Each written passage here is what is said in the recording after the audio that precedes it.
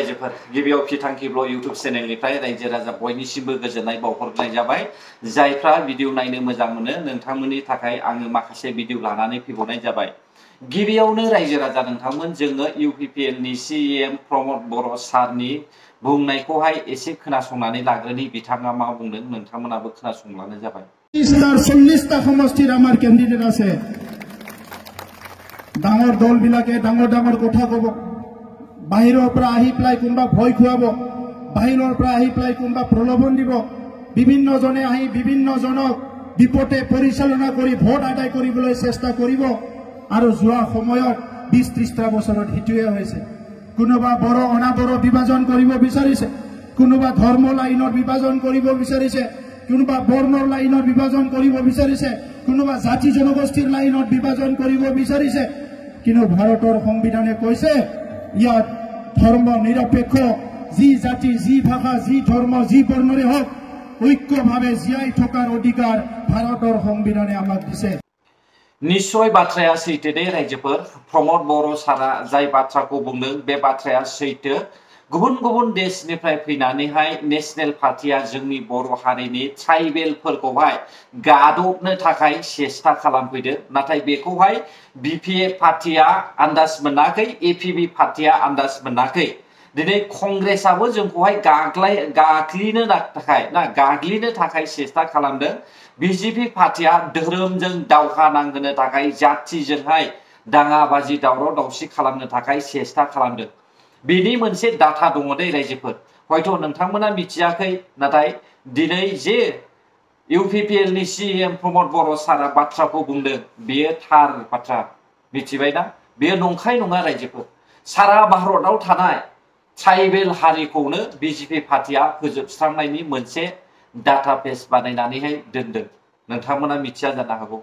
मालाबानि समावहाय गोसो जायोब्ला आंबो दिन्थिनानै होनाय जागोन।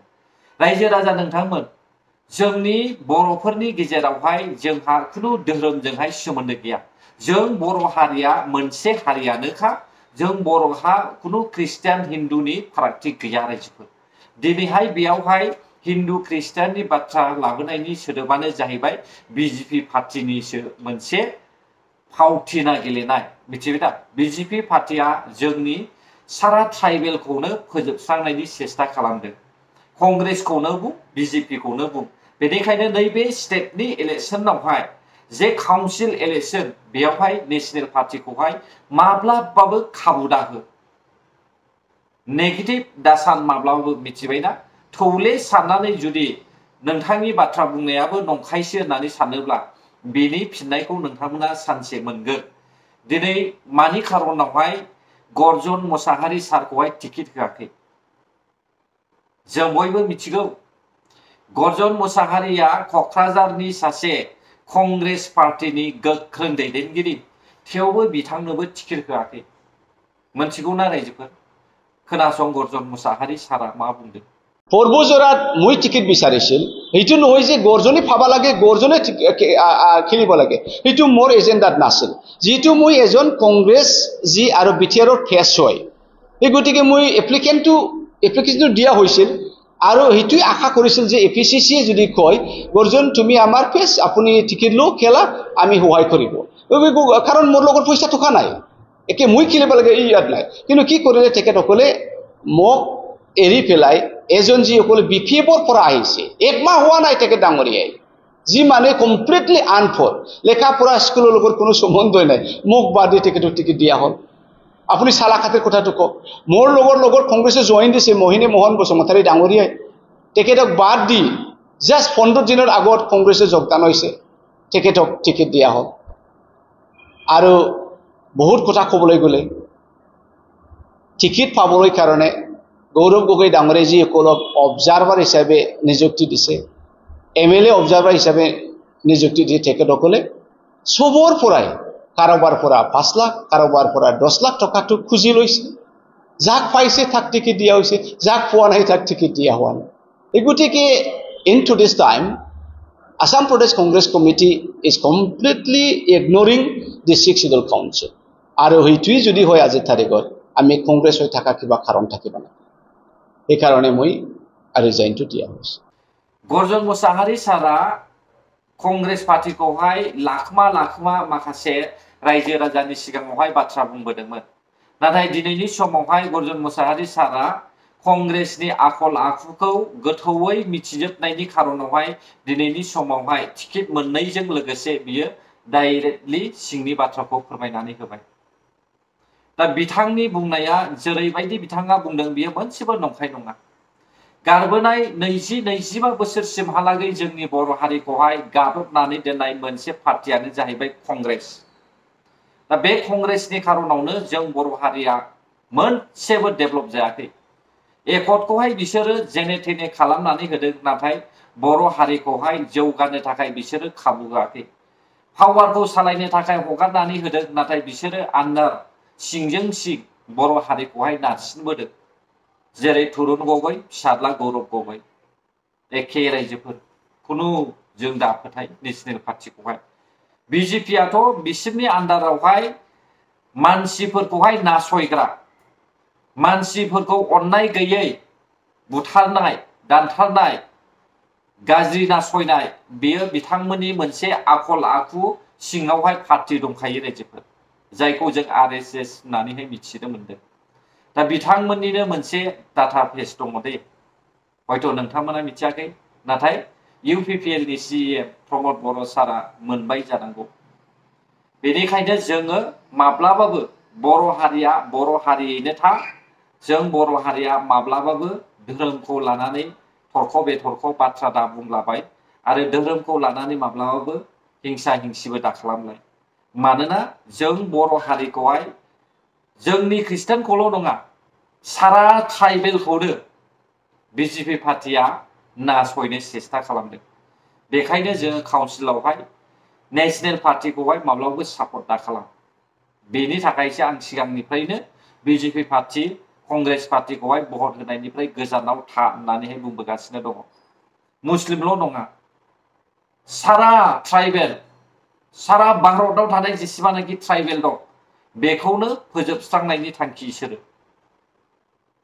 नंखाय नंदोंब्ला माब्लाबानि समावहाय आङो फिननायखौ होगोन रायजोफोर प्रुफजों लोगोसे बे समाव रायजो राजा नोंथांमोन जों खोनासंनोसै खाम्फा बरगयारी सारनि जे बुंनाय राव नोंथांमोना खाम्फा बरगयारी सारा मा बुंदों खोनासं दा आङो मोननै समस्तियाव हाग्रामानि एगेन्सि नमिनेशन होबाय देबरगाव समस्ति आरो चिरांदुवार समस्तियाव आरो रायजोनि अननाय रायजोनि आशीर्बाद लानानै एबार बिटिसिनि रायजो राजाफ्रा बिपिएफखौ बिटिसिनि पलिटिक्सनिफ्राय आउट खालामनो थाखाय बे समखौ 22 तारिखखौ नेगासिनो दङ आरो मोननैबो समस्तियाव हाग्रामाया जेननाया खाथां फैबाय थानाय 22 जे इलेक्शन बेखौहाय रायजो राजाफ्रा नेनानै दङ बिपिएफ पार्टीखौ बिदाय होनो थाखाय हयथ' बिपिएफ पार्टीया 22 सेप्तेम्बरनि उनाव 22 सेप्तेम्बरनि उनाव आरोबाव खुनु नामावनो गोसोखांजानाय नंला नामा बेखौहाय आन्दाज खालामनानैहाय हयथ' खाम्फा बरगयारी सारा बुंदोंना जानोबो हागौ 26 सेप्तेम्बरा बयनिबो थाखाय साननो गोनां बाथ्रा जानानै दङ रायजोफोर सोरनि खाफाला गेवगोन बै 26 सेप्तेम्बरासो फोरमान होगोन दानिया जोङो नुनो मोनदों खाम्फा बरगयारी सारा ओरैहाय चिरांनि 14 नं बियाबावहाय हाग्रामा महिलारिजोंहाय सुथुर जानानै थाबाय दा 14 नं चिराङावहाय सासे उदां बिजाथि गसंबाय जायनि मुङा सांग्रां ब्रह्म दा सांग्रां ब्रह्मखौहाय उदां बिजाथि फसंनो थाखाय नोंथांमोना सानदों ना खाम्फा बरगयारी सारखौ इउपिपिएल पार्टीनि जानानै देरहाहोनो सानदों बे नोंथांमोननि सायावसै ओरै फारसेथिं जोङो नायोब्ला रनजित बसुमतारी सारा मा बुंदों खोनासंदो दाना हाग्रामा 5টার বেশি আমি নিদিম বাকি 35টাটো আমি লম হাগ্রামা মহিলার কি হবে হাগ্রামা মহিলাৰী মানে হিজুটো অতীত হৈ গ'ল বুম লৈ থকা মুৰ্গীয়ে যেতিয়া কণীটো গেলি যাব ঠিক কণীটো প্ৰয়োজন বুলি ভাবে 22 বছৰ হাগ্ৰামাই নেতৃত্ব বহন কৰিলে বিপিএফ দলৰ 22 বছৰত জনসাধাৰণে নৰকৰ যন্ত্ৰণাত ভুগিব লগা হয় আৰু গেলি থকা ডিম্বক লৈ পেলাই ইয়াৰ পৰা ভৱিষ্যত কিবা এটা পৰিকল্পনা কৰিব পাৰি বুলি মই নাভাবোঁ। আৰু বাওখুংগ্ৰীত আমাৰ বিকল্প হিচাপে UPPL দলকে জনসাধাৰণে গ্ৰহণ কৰিছে আৰু আমাৰ দনেশ্বৰ গয়াৰী ডাঙৰীয়া ফেক্টৰে নহয় এই বুঢ়া বয়সত আৰু মানে কিন্তু এটা ভেটি থকা মানুহ দুবাৰকে জিকিছে কি দুবাৰকে জিকিছে এখেতে 22 বছৰ জিকিছে কিয় আপুনি দুবাৰ বুলি কৈছে 4বাৰ 22 বছৰ হ'ল থেংক ইউ नोंगौ थार बाथ्राखौनो बुंदों हाग्रामा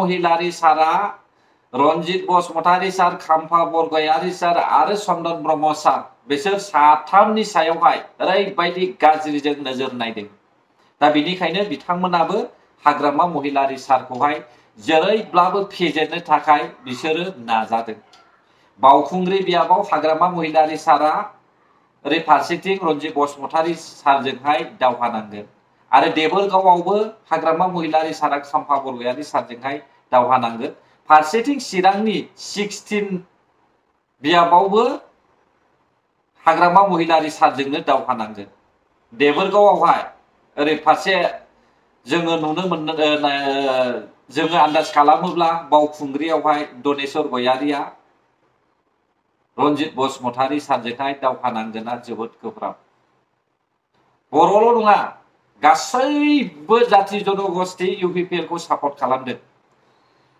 फारसे जोङो आन्दाज खालामनानै नायोब्ला BPF खौ सापर्ट खालामग्रा केमेरामेन आरो ससियेल मिडिया इउटुबार्सफ्रा मिथिगौना रायजोफोर ओरैहाय UPPL पार्टीनि जे सुबुं गौमा बेखौहाय दिन्थिब्लाबो खम दिन्थियो बिसोरो नाथाय UPPL पार्टीनिया जेनेरेल दिन्थियो दा ओरै नायदो UPPL आ बेसेबां सुबुं गौमा दङ BPF निफ्राय 1 गुन बारा UPPL पार्टीनि मानसिया उदालगुरियावहाय नाथाय बिसोरो खम दिन्थियो ओरैबायदि आसरित दे रायजो राजा नोंथांमोन जोबथा बाथ्रा आं बुंनो सानदों गर्जन मोसाहारी सारा बिबान एंगारबाय बै समाव गर्जन मोसाहारी सारजोंहाय लोगो जानानै कंग्रेसनि बाथ्रा बुंनाय UPPL पार्टीखौहाय बायदिसिना बाथ्रा बुंनानै इनडाइरेक्टलि लाजि फोनांनाय सासे इउटुबार गर्जन मोसाहारी सारनि फंबाय एनिथिं एनजेआ